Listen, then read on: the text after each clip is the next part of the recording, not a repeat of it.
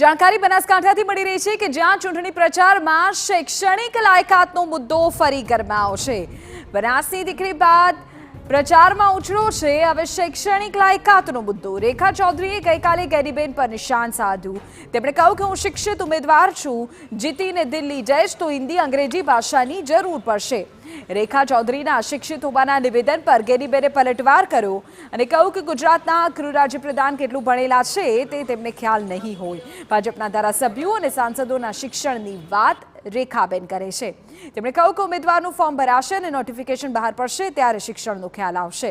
ગુજરાતમાં 30 વર્ષથી ભાજપની સરકાર છે, શિક્ષણમાં શું કામ કર્યું એવો સવાલ તેમણે પૂછ્યો।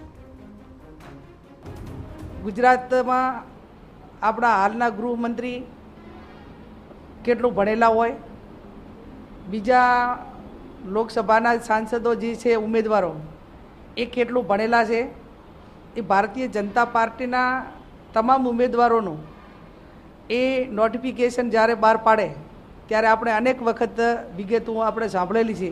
સારી વાત છે કે એ અંગ્રેજીમાં વાત કરે તો અહીંયા ભૂતકાળમાં 30 વર્ષથી અત્યારે ભારતીય જનતા પાર્ટીનું રાજ છે તો ક્યાંક ગવર્મેન્ટની ઇંગ્લિશ મીડિયમ કોલેજો કે ઇંગ્લિશ મીડિયમ સ્કૂલો ચાલુ કરી હોત તો નવી પેઢી ઇંગ્લિશ અને જે આપણી રાષ્ટ્રીય ભાષાથી જે વંચિત રહે છે એ વંચિત ના રોત। આપને કહી દઈએ કે ગઈકાલે રેખાબેન ચૌધરીએ બલાણાની એક સભામાં દાવો કર્યો કે પોતે ગુજરાતી, હિન્દી અને અંગ્રેજી ભાષાના જાણકાર છે। ચૂંટણી જીતીને જ્યારે દિલ્હી જશે ત્યારે અધિકારીઓ પાસેથી કામ લેવામાં હિન્દી અને અંગ્રેજીનું જ્ઞાન જરૂરી છે, જેના પર આજે ગેનીબેને પલટવાર કરતા કહ્યું કે આપણી રાષ્ટ્રભાષા હિન્દી છે અને અલગ અલગ પ્રાંતમાં અલગ અલગ ભાષાઓ ચાલે છે। ચૂંટાયા પછી પ્રજાના પ્રતિનિધિએ કઈ ભાષામાં વાત કરવી એ તેમનો અંગત વિષય છે।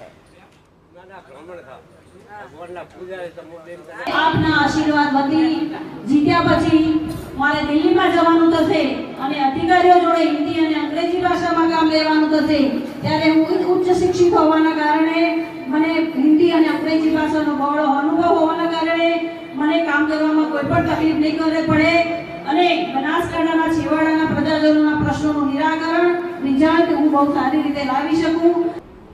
ગુજરાતમાં આપણા હાલના ગૃહમંત્રી કેટલું ભણેલા હોય, બીજા લોકસભાના સાંસદો જે છે ઉમેદવારો એ કેટલું ભણેલા છે, એ ભારતીય જનતા પાર્ટીના તમામ ઉમેદવારોનું એ નોટિફિકેશન જ્યારે બહાર પાડે ત્યારે આપણે અનેક વખત વિગતો આપણે સાંભળેલી છે।